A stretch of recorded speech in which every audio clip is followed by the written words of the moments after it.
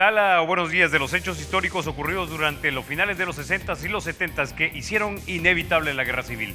De eso y más hablamos hoy en República.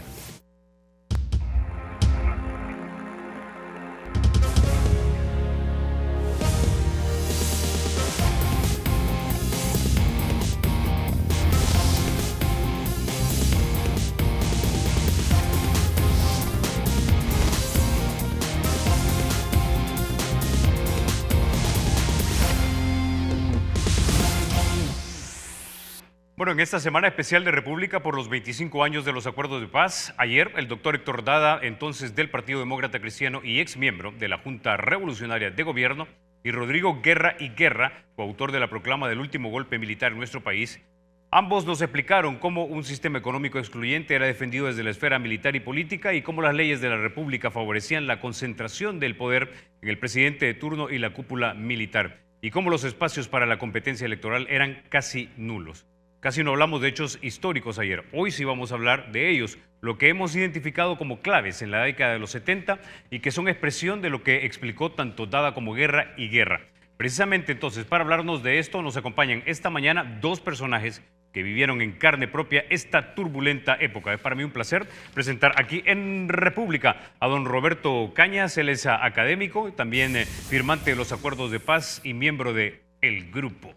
Vamos a presentar también al doctor Antonio Morales Ehrlich, uno de los miembros originales de la democracia cristiana durante la década de los 70, alcalde de San Salvador durante el periodo 74 al 76 y ministro de Agricultura durante la administración del ingeniero José Napoleón Duarte. Caballeros, bienvenidos a República.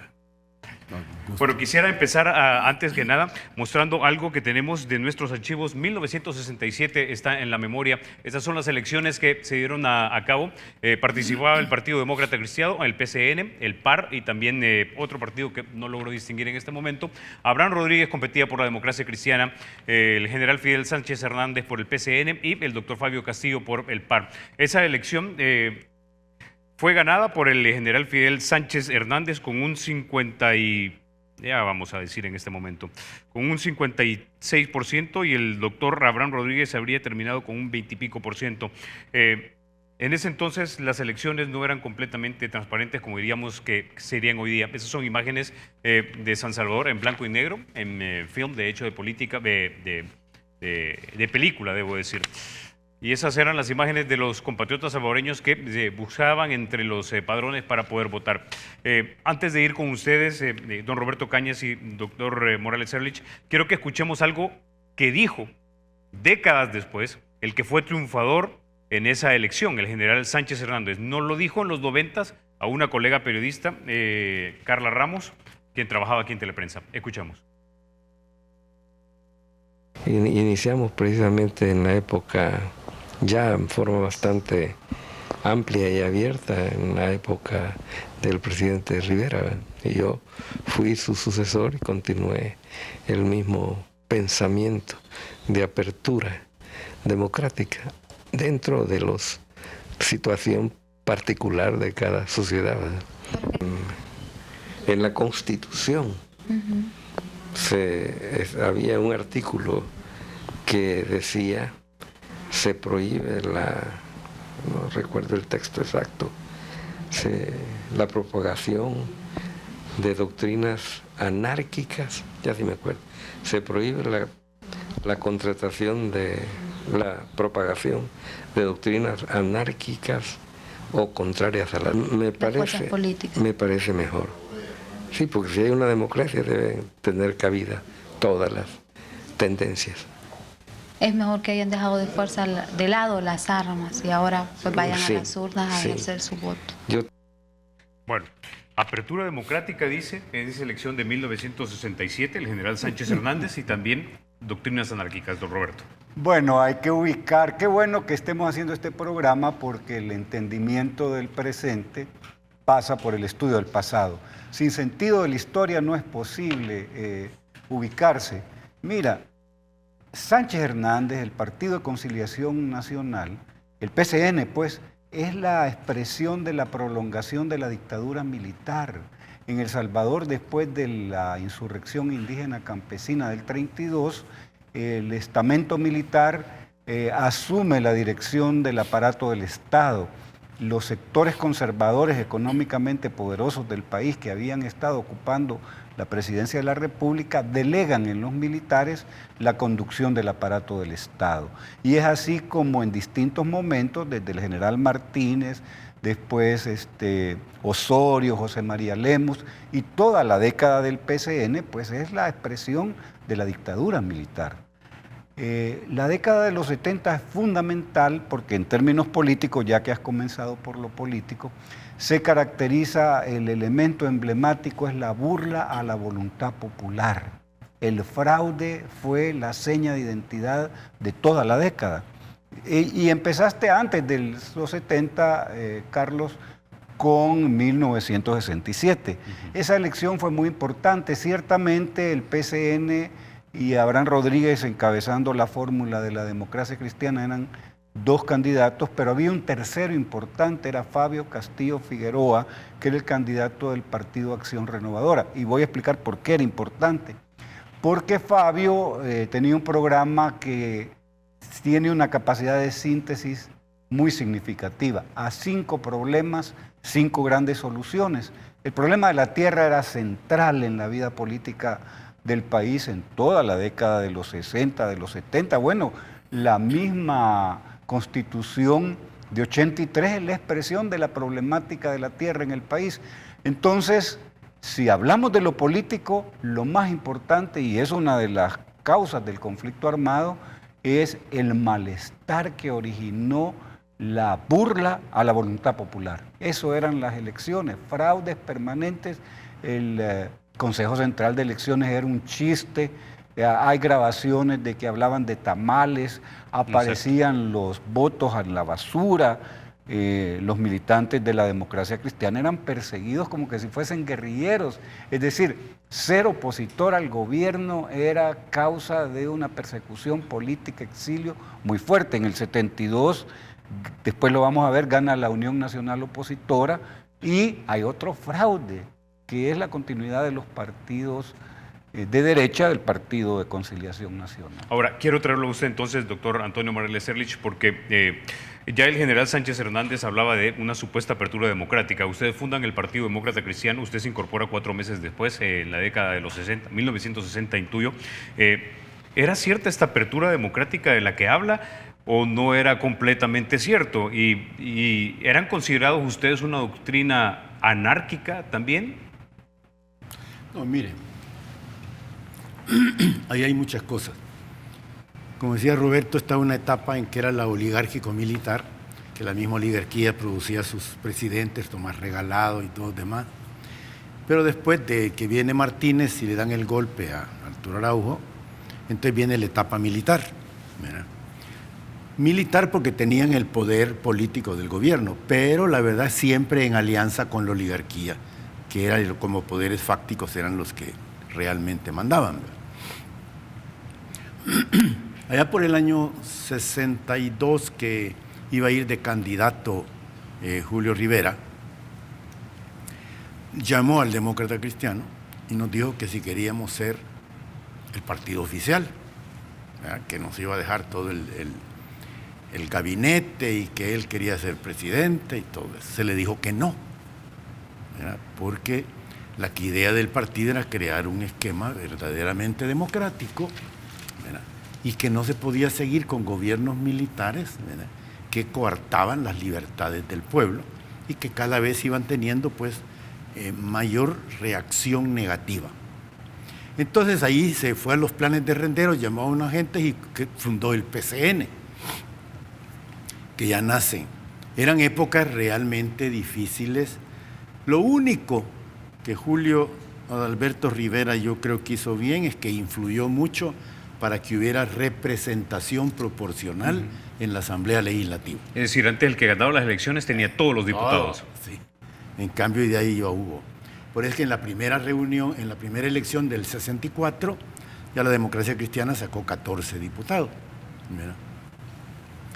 Pero lo cierto es que se peleaba con todo, ¿no? Ahora, ¿eran perseguidos ustedes? ¿Se sentían acosados políticamente? En ese momento se decía que aquel político que no le habían amarrado los dedos haciéndole bendito al fondillo, ese no era político, no era buen político. No, era cosa seria. Fíjese que yo empecé desde joven, ¿verdad? Fui vigilante de urna y fui una vez a un cuartel. Y a todos los soldados o policías los ponían a votar en fila india. Y llegaban y votaban, ¿verdad? Y los resultados eran 100% a favor del partido de gobierno. Una vez hubo un capitán, que no me acuerdo el nombre, que votó en contra. Le dieron de baja. Sí, previa encarcelada de una semana. Así eran las cosas, ¿verdad? Entonces, la lucha se hacía en las calles con megáfonos, de casa en casa, hasta que fuimos logrando. Ya yo entré a trabajar a la alcaldía con Napoleón Duarte en el 64, ¿verdad? A fines del 64, y ahí estuvimos trabajando en la alcaldía, ¿verdad? Ya en el 67 se eligió a Abraham Rodríguez, ¿verdad? Yo le admiro ese gesto a Abraham porque ahí pues se veía que el que tenía el mayor liderazgo era Napoleón Duarte por ser alcalde, haber iluminado la ciudad con gas neón. Pero se dijo, todavía no tiene el peso suficiente para ganar, mejor lo reservamos para el 72. Y entonces le dijeron a Abraham, sacrificate vos, así, sacrificate vos. Y aquel dijo, bueno, está bien. En función del partido, del país y de todo, él se sacrificó y fue de candidato. Por cierto que en los diarios le sacaron una foto a él y a Fabio Castillo en que decían contubernio. Sí.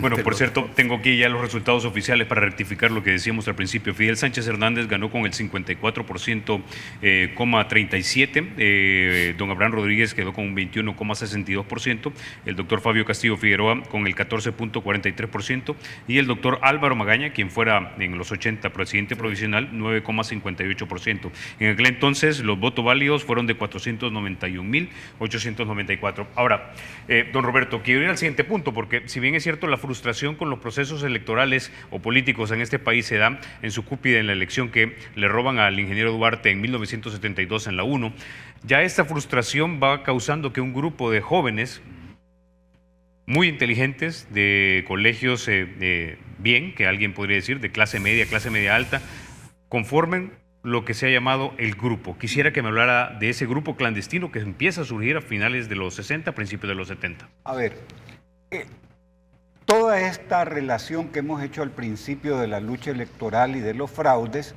va creando las condiciones del surgimiento de la lucha armada como una expresión alternativa al agotamiento de la lucha electoral. Una generación de jóvenes nos dábamos cuenta de que estaba imposibilitada la posibilidad de llegar al gobierno por la vía de la elección. Es decir, porque la historia de las elecciones era la historia de la burla de la voluntad popular. Entonces empiezan al interior del Partido Comunista una lucha interna, una lucha ideológica muy fuerte alrededor de las vías para la toma del poder.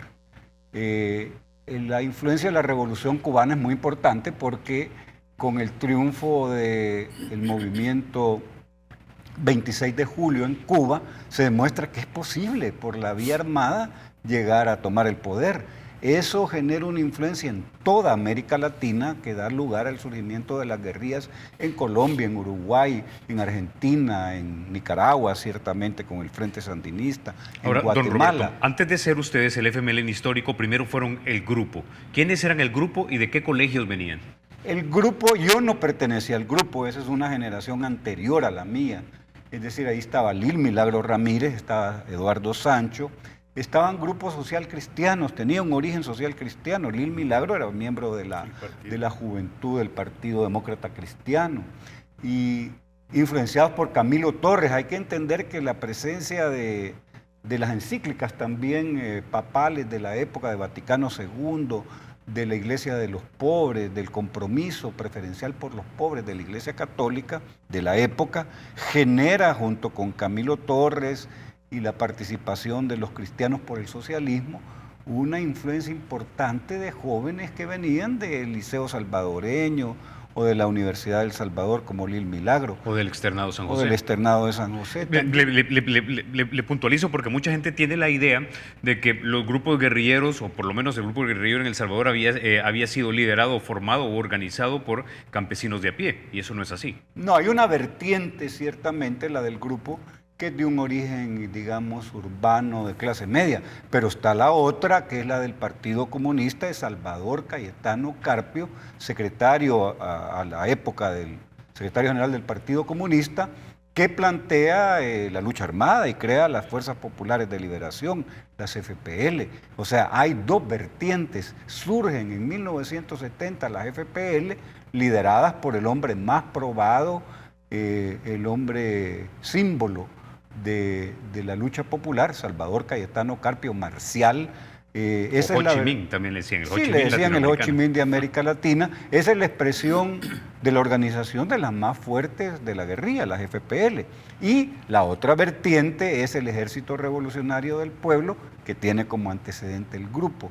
Es decir, el grupo desaparece al inicio, finales de los 60, comienzos de los 70, y en el 72, miembros del grupo que ya estaban en la clandestinidad, Eduardo Sancho, Lil Milagro Ramírez, forman el ERP. Ok, ahora entonces, don Antonio Morales Herrich, es importante eso porque también la impresión que muchos tienen en este país es que el FMLN histórico todo era comunista. Sin embargo, estaba el Partido Comunista, pero las otras organizaciones, ahí habían desde demócratas cristianos, social cristianos, etcétera.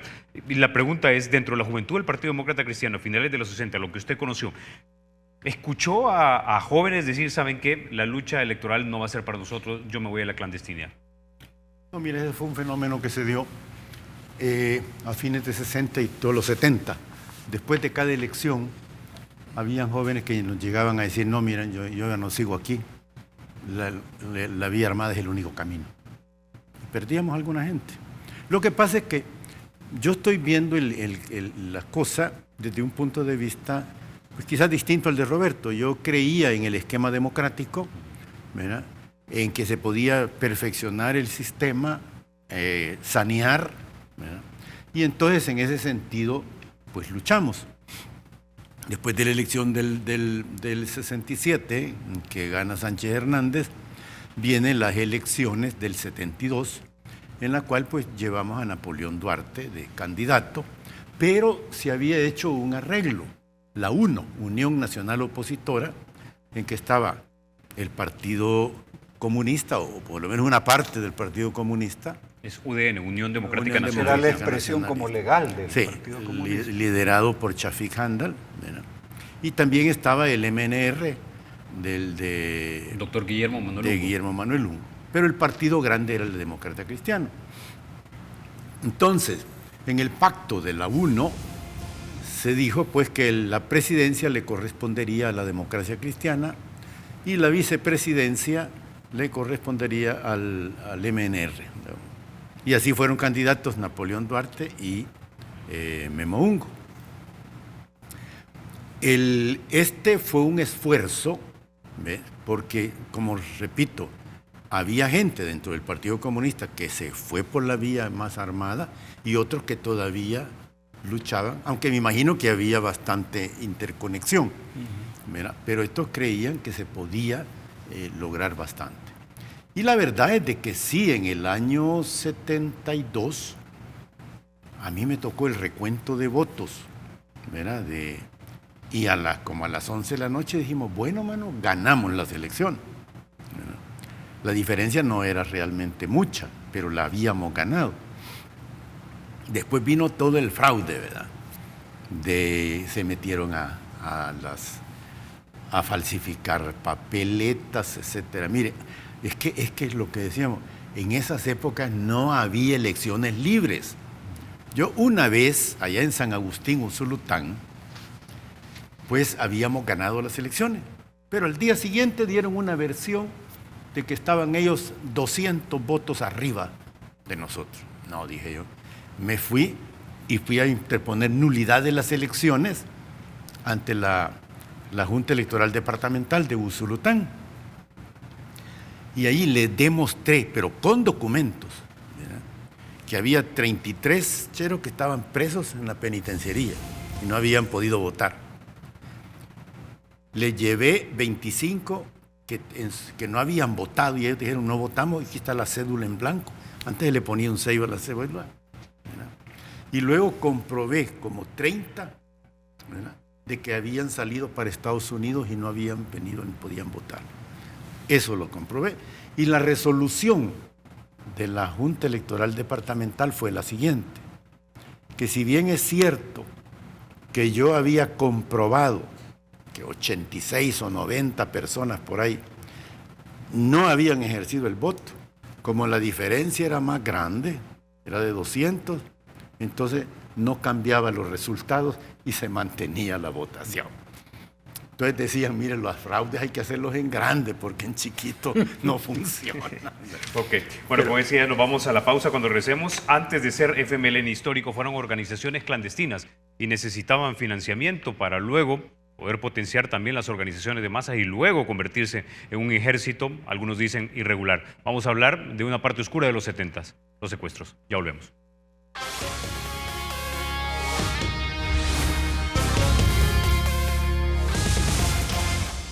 Gracias por continuar con nosotros.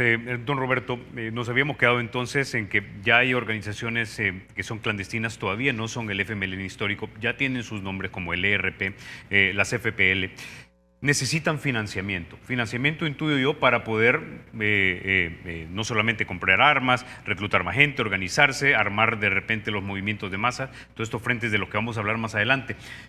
Pero se utiliza un medio que quizá a la luz de hoy, y quizá también en los 70s, es un delito que es bastante vil, y es el secuestro de personas, especialmente cuando se pide rescate y luego a los secuestrados se les encuentra muertos.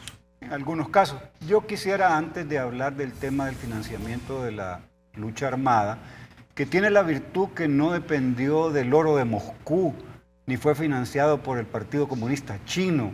El movimiento guerrillero salvadoreño no tuvo esos niveles de dependencia de que de Moscú llegara el dinero para financiar la lucha. Eso nunca fue así, ni de ningún país del mundo. Esto es un movimiento guerrillero totalmente no alineado, independiente, que no era ni prosoviético ni pro-chino.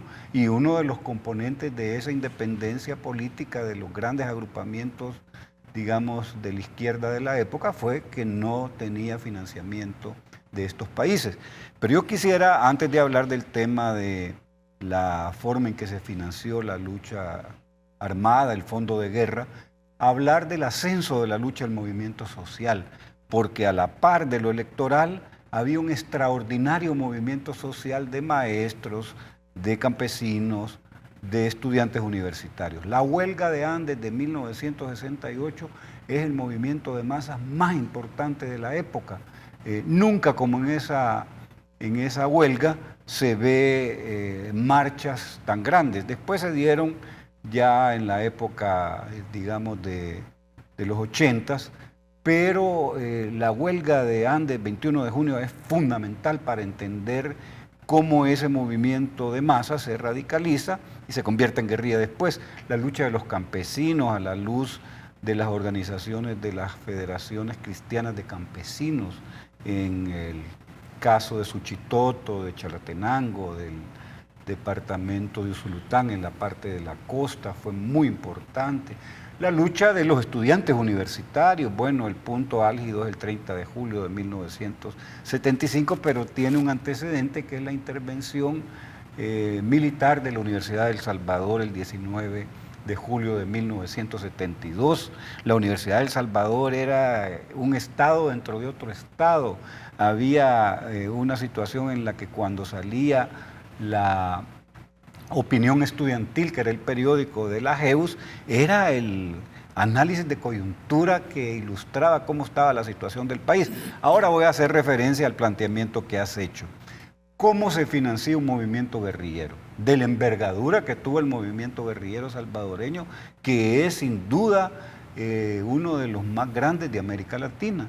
Habían varias fuentes de financiamiento, excluida la posibilidad de que se financiara externamente, había que buscar formas de financiamiento interno.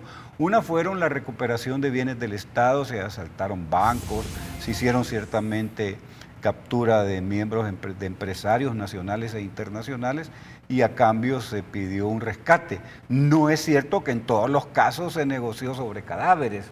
Hay casos emblemáticos como el de los que tenemos en pantalla, por ejemplo, Ernesto Regalado, el ingeniero Barbolobo, Roberto Poma. Sí, esos fueron casos en los que hubo un desenlace trágico, pues, y hay responsables de eso y ellos lo deberán de aclarar.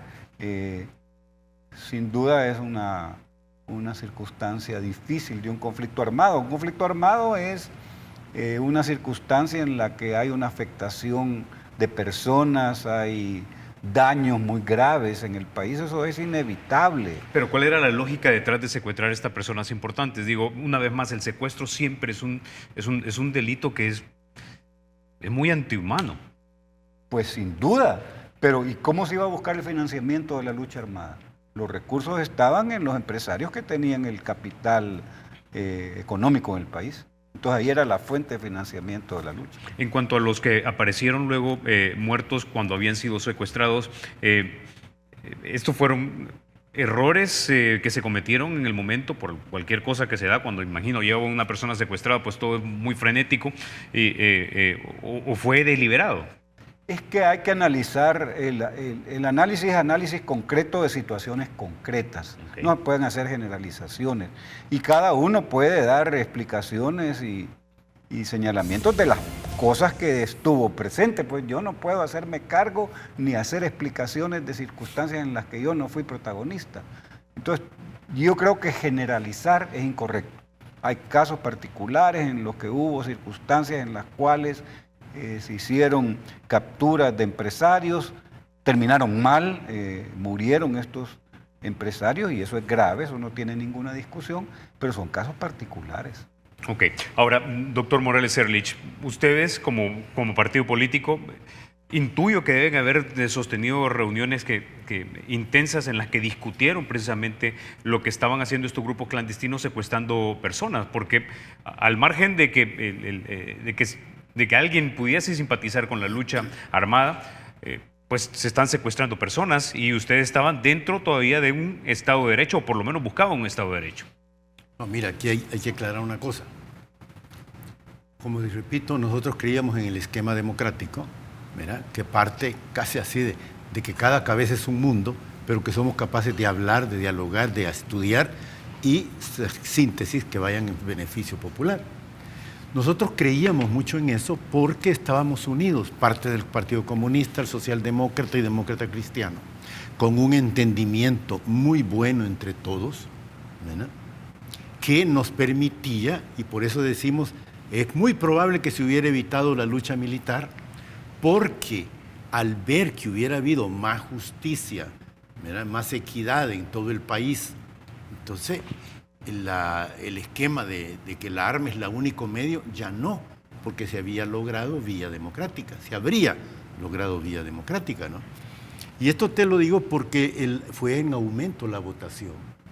Yo fui candidato a alcalde en el 74, apoyado por la UNO, y gané con el 58% de los votos.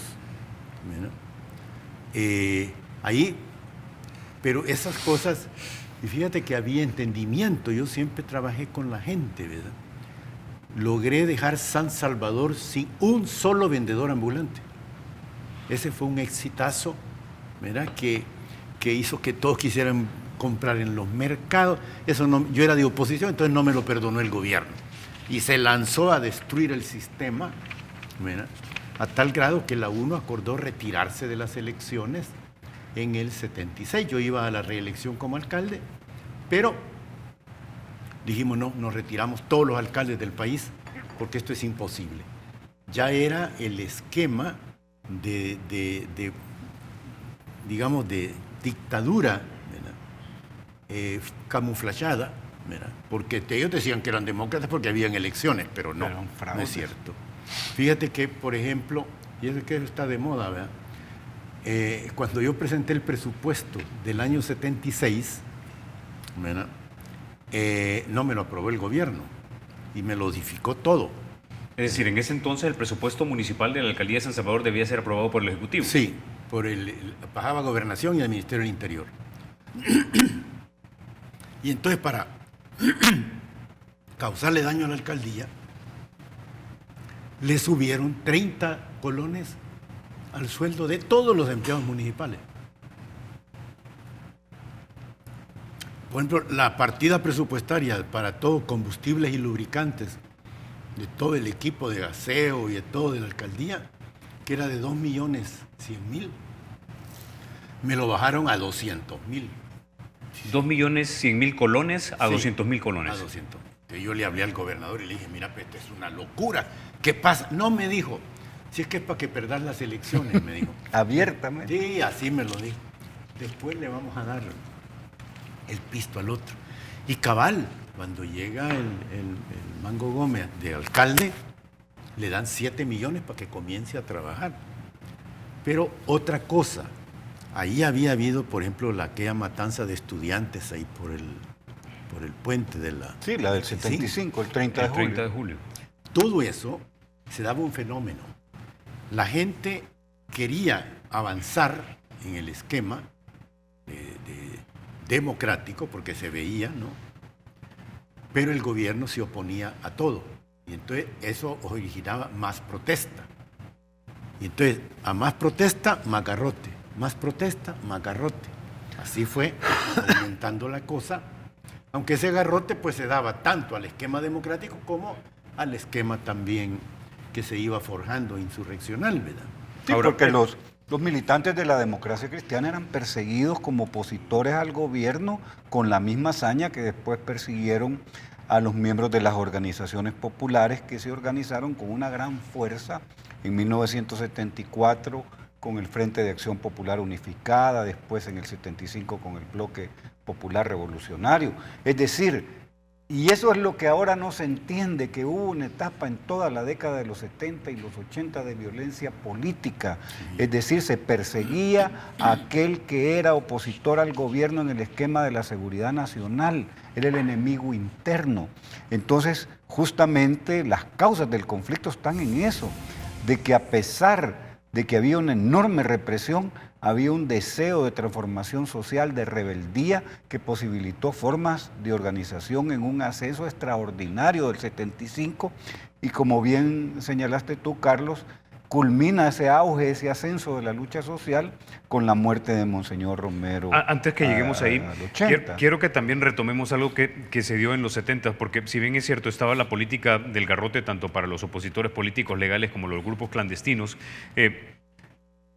Durante el gobierno del coronel Armando Molina hubo un intento de reformar algo que era una gran bandera de los grupos clandestinos, que fue lo de la reforma agraria. Al final el coronel Armando Molina da no un paso atrás, sino como 3 o 4, dicen.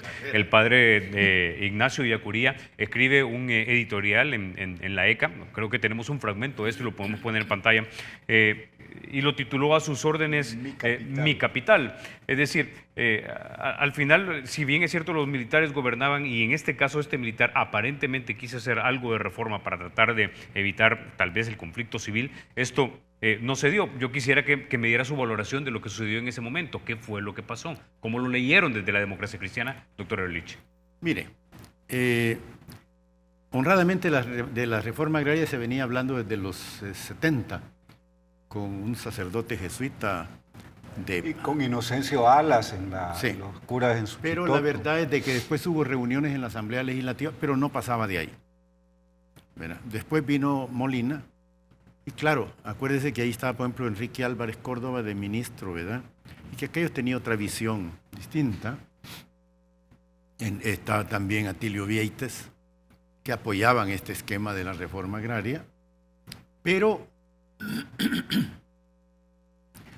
se armó lo que le llamaron el Faro, que fue la unión de todo el capital, mira, que topó al presidente y le dijo, aquí no pasa. Y Molina se echó atrás. ¿Ve? Eso, así fue de claro la cosa. Le dijeron, no se va a hacer la reforma agraria. ¿Habrá tenido esto que ver con que Molina no tenía una correlación de fuerzas al interior de su gobierno? El ministro de Defensa, si mal no recuerdo, era el general Humberto Romero, que era un militar quizás más cercano a la oligarquía tradicional de ese momento y opuesto a este tipo de reformas. Y quizá el presidente Molina dijo, si yo hago esto, va a ser Romero, mi ministro de Defensa, el que me da golpe de Estado y seguramente o acabo en la prisión o fuera del país. Pero mire, lo que nosotros apreciamos en aquel momento en que era solo un decir. Reforma agraria aquí y allá, pero nada. En los papeles no había ni leyes ni nada preparados, sino que fue una cosa... Era un café descafeinado, una versión edulcorada de lo que debería de llamarse con el nombre que tiene, se llama reforma agraria.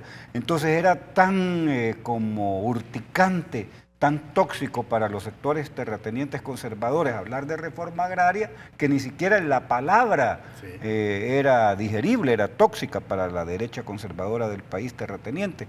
Entonces Molina busca una manera más suave de hablar de transformación del agro y le pone por eso ese nombre, transformación agraria, pero en el fondo es reforma agraria lo que por lo menos dibujó de discurso, pues. Pero no, a nuestro juicio ellos no estaban dispuestos a hacer la reforma agraria, porque quien mandaba en ese momento los poderes fácticos, pues era el gran capital, que era agrario, oligarquía agroexportadora,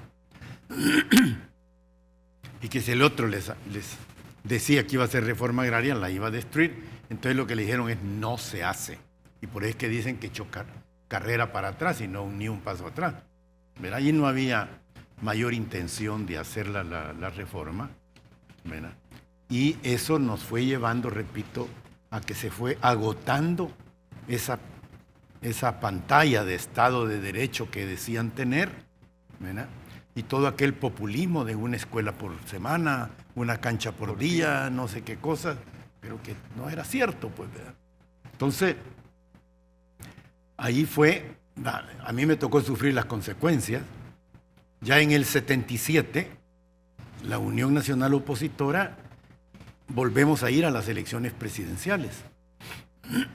Y entonces, ahí se dijo, bueno, miren, llevemos un presidente militar, un candidato, porque a lo mejor logramos así que al interior del ejército no haya tanto fraude, ni que no apoyen y que estos sean más respetados por el ejército. Pero como en el pacto de la UNO se decía que el presidente le tocaba a la democracia cristiana y la vice a la socialdemocracia, se dijo, como es militar, entonces la vice le va a tocar a la democracia cristiana. Y entonces a mí me eligen como candidato a vicepresidente, pero en el Partido Socialdemócrata, ¿verdad? En las elecciones que perdieron, o bueno, supuestamente perdieron frente al general Humberto Romero. La ganamos totalmente. Pero el fraude... Mira, tengo un hermano que él estaba de jefe del puesto de votación de mexicanos, de los puestos. Y a las 5 de la tarde entró el ejército con la guardia, policía, en todo el país. Sacaron a todos los vigilantes y miembros de la UNO. Se quedaron solo ellos con el PCN y a las 8 de la mañana del día anterior dieron resultados a favor de ellos.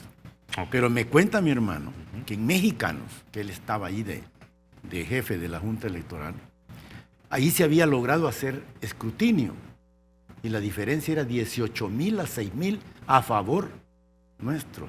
3 veces más. 15 municipios donde hubo escrutinio, los 15 ganamos. O sea que yo le estoy seguro de que ganamos las elecciones. Okay, pero hay una cosa solamente... fuimos a parar. Tengo que ir a la pausa, pero cuando regresemos quiero que sigamos avanzando en los temas porque hay algo que me gustaría discutir y es el estado de seguridad nacional, que es distinto a lo que tenemos hoy día. Ya volvemos.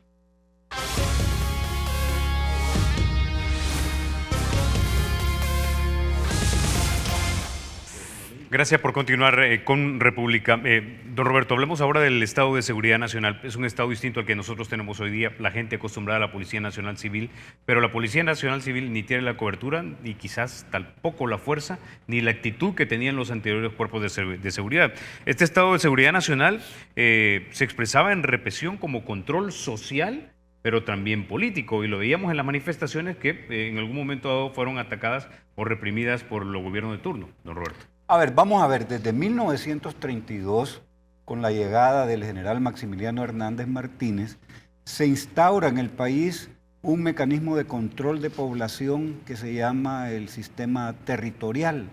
Entonces hay en cada lugar, hasta el más remoto, las patrullas cantonales. Estas patrullas cantonales se organizan y van a reportar al cuartel más cercano la presencia de extraños o de ideas diferentes a las de la dictadura militar. O sea, es un fenómeno que tiene puntos de auge, como por ejemplo el surgimiento de Orden, la Organización Democrática Nacionalista con expresiones fascistas, y que tiene ya en la época que estamos hablando la doctrina de la seguridad nacional, que es una doctrina de contrainsurgencia norteamericana aplicada en toda América Latina, en la cual identificaban como enemigo al opositor al gobierno. Ese era el enemigo interno. Y por supuesto era perseguido, era desaparecido, torturado, aquí en Argentina, en Chile y en toda América Latina. Tenemos, por cierto, en pantalla, don Roberto, una de esas manifestaciones, mayo de 1979, si no tenemos mal el documento, donde precisamente gente de la Policía de Hacienda estaría balaceando básicamente a las personas que vemos en pantalla. Escuchemos un poco. Imágenes de la Guardia Nacional que ilustran lo que usted decía, el control territorial. Esta Guardia Nacional era un cuerpo rural, supuestamente patrullaba y mantenía el orden y la calma social en este estado de seguridad nacional. Sí, pero ya no eran cuerpos de seguridad, sino que eran organismos represivos de la oposición al gobierno, es decir, desnaturalizado en el carácter de seguridad pública. Por eso el acuerdo de paz es que termina con estos aparatos de represión de la lucha política, pues. Entonces, de eso estamos hablando. Entonces, hay un momento en el cual el ser de opositor al gobierno era motivo de ser capturado, aparece la figura del desaparecido, que es una persona que es capturada y nadie sabe dónde está y posiblemente después aparece muerta. Nosotros en la negociación explicábamos eso como en las políticas y en las películas de Hollywood. En El Salvador no le decían a uno, usted está capturado, tiene derecho a un abogado, todo lo que diga va a ser usado en su contra, puede usar el teléfono y hacer una llamada. No, llegaban cuerpos policiales vestidos de civil en la medianoche sin la orden de un juez a capturar a unas personas y desaparecerlas. Esa era la historia de los 70s. Ok, ahora, doctor Morales Ehrlich, antes de ir con usted, quiero que veamos en pantalla algo, porque así nos miraban, y quiero retomar las ideas de don Roberto Caños. Quiero que veamos en pantalla, este fue un reportaje que hizo uno de los corresponsales en ese entonces de la cadena NBC, Jon Snow, en el que básicamente, vamos a describir un poco, está haciendo un stand-up, pero fíjese usted lo que vamos a ver detrás de Jon Snow en este fragmento de su reportaje. Veamos. This is what the note left with the bodies reads: "Don't come back because we know about your actions, and what has happened to these people will happen to you." And it's signed EMN, which is an extreme right-wing paramilitary group. This kind of butchery, which is generally the activity of those on the right wing in this country, is the sort of thing. Okay, Jon Snow está básicamente diciendo que esto era una manera de operar de los grupos paramilitares, especialmente de derecha. Cita el nombre de este grupo, era IMM, no recuerdo en este momento exactamente cuál era el nombre de la organización, pero esto era algo que era común encontrarse en las calles de nuestro país en los 70. Es decir, por un lado tienes capturas extrajudiciales o sin orden de juez por los cuerpos supuestamente legales, y por otro lado tienes grupos paramilitares supuestamente de derecha o de derecha que van, te agarran y te matan. Son los escuadrones. La famosa ley fuga. Decía que se quiso fugar, por eso lo matamos. Pero era... No, mire, ahí había una dictadura absoluta, es decir, tiempos de Martínez para adelante, y a mucha gente, la que estaba bien, pues le gustaba, porque eso se daba más que todo en los estratos más pobres. Mira, el que quería protestar por algo. En esas épocas, por 500 colones, un policía le mataba a una persona.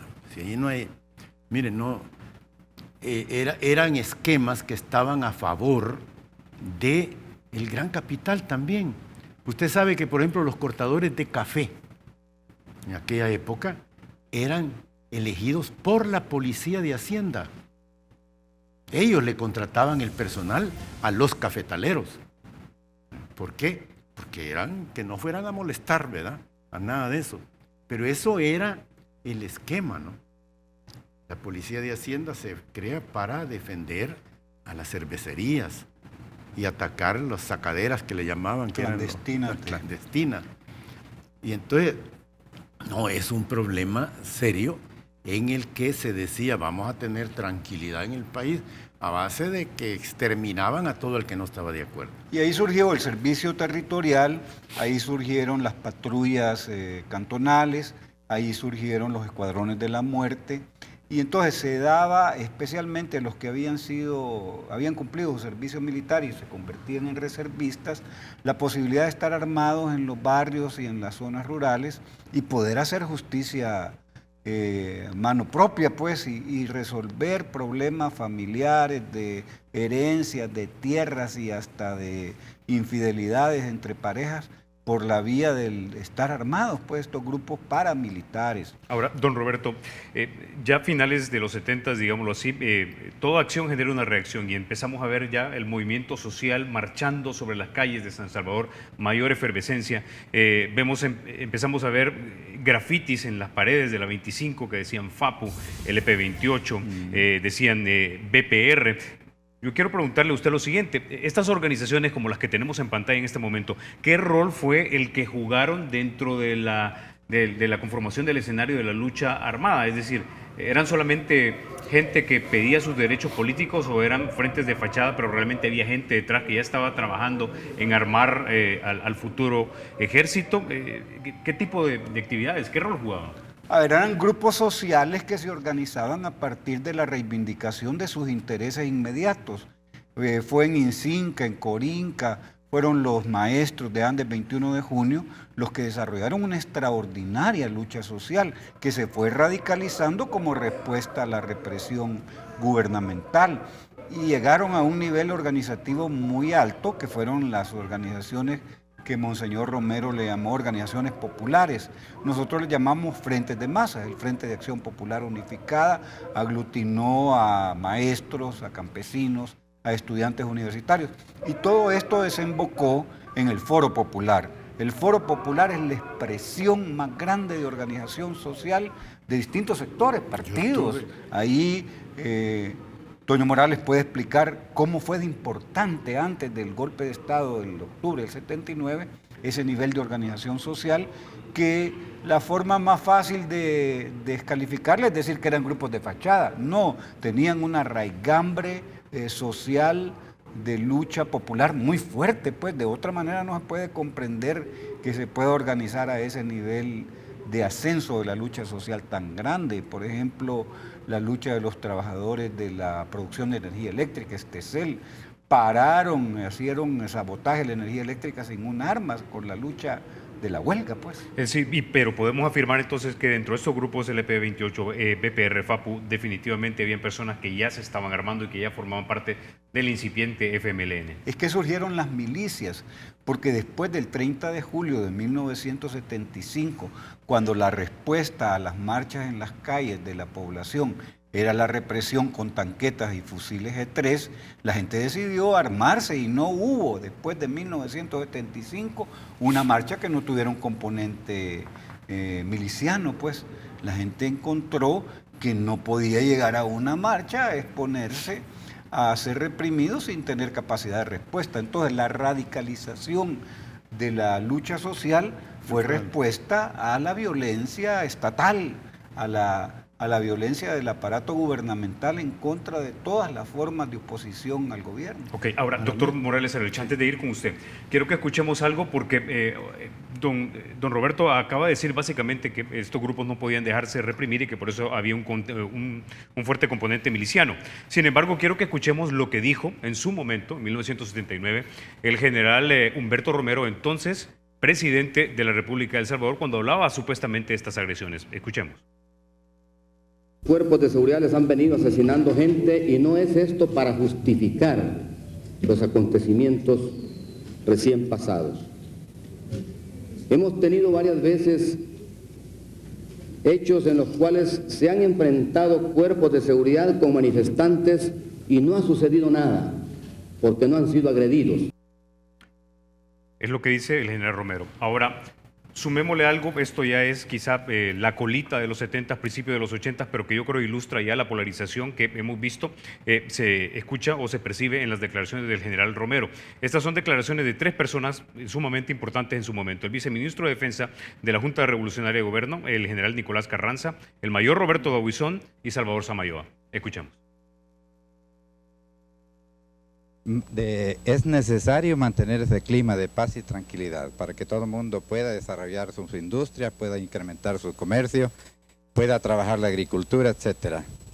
Comprendemos que la idea de estas personas, precisamente, estos anarquistas, no son organizaciones populares, son organizaciones subversivas y anarquistas, es precisamente llevar el desempleo a la generalidad de la población, con el objeto de llevar más gente en los periodos sucesivos a engrosar sus filas mediante el hambre que están ellos mismos provocando. Pide que se investiguen nuestras actividades contrarrevolucionarias. Ya en el comunicado explicamos que nos digan qué son actividades contrarrevolucionarias, porque si quieren investigarnos qué somos nosotros, lo dejamos bien claro en el primer comunicado que sacamos. Y si los demócratas cristianos preguntan que se investiguen cuáles son nuestras actividades, ¿por qué no también ordenan que se investiguen cuáles son las actividades de otras agrupaciones? ¿Por qué específicamente las del Frente Amplio, que son actividades eminentemente cívicas, patrióticas? Quisiera saber si alguno de los objetivos que nos hemos marginado infringe alguna ley. Bueno, teníamos algo pendiente también ahí, que era Salvador Samayoa básicamente cerrando el camino por la vía política y pacífica. Doctor Morales Ehrlich, le doy la última reacción. Sí.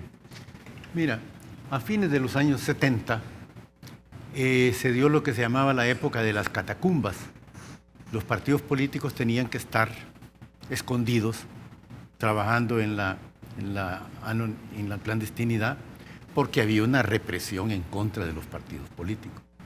Hubo un esfuerzo, ¿no?, de la Democracia Cristiana y de otros miembros de partidos de hacer entender a Romero, ¿verdad?, que la cosa tenía que cambiar, que no podía seguir por esa vía de mayor represión y todo esto, y que era conveniente cambiar, ¿verdad?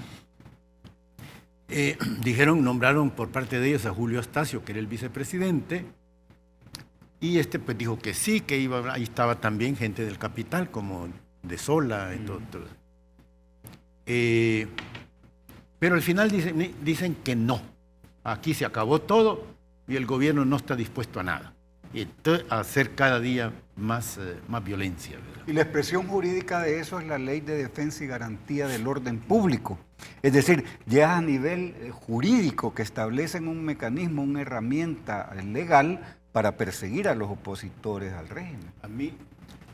Yo estaba en el exilio. Pero entonces el partido me dijo, no, mira, te tenés que venir para dar una batalla final contra Romero, ¿verdad? Que decíamos, con Romero o sin Romero, pero esto va a cambiar, ¿verdad? Y nosotros estábamos peleando por lo que le llamamos la revolución en libertad, ¿verdad? De esquema democrático, pues, con libertad de las personas. Allí vinimos e hicimos planteamientos que a mí me satisface, que en su diario Monseñor Romero dice, ayer oí a Morales Ehrlich en la televisión y está bien, dijo, yo, pura democracia y me parece bien. Bueno, pero la verdad es que allí estos gobiernos, como les dije antes, más protesta, más garrote, hasta que llegaron un momento en que se arruinaron. Y por eso es que alguna gente de juventudes militares, ¿verdad?, dijeron, esto no puede seguir así, porque vamos a un fracaso.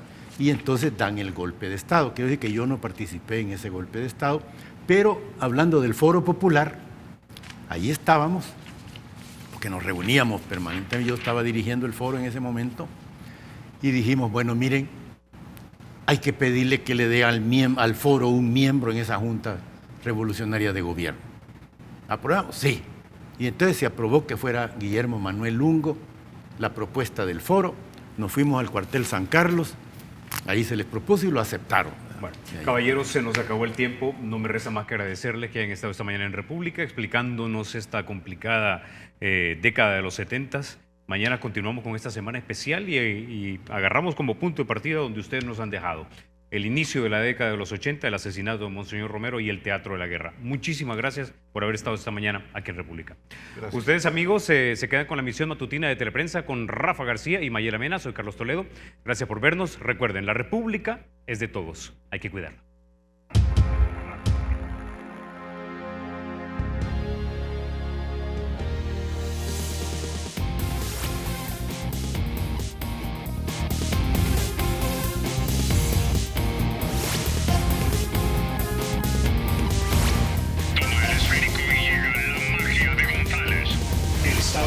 Será siempre libre e independiente y no será jamás el patrimonio de ninguna familia ni persona.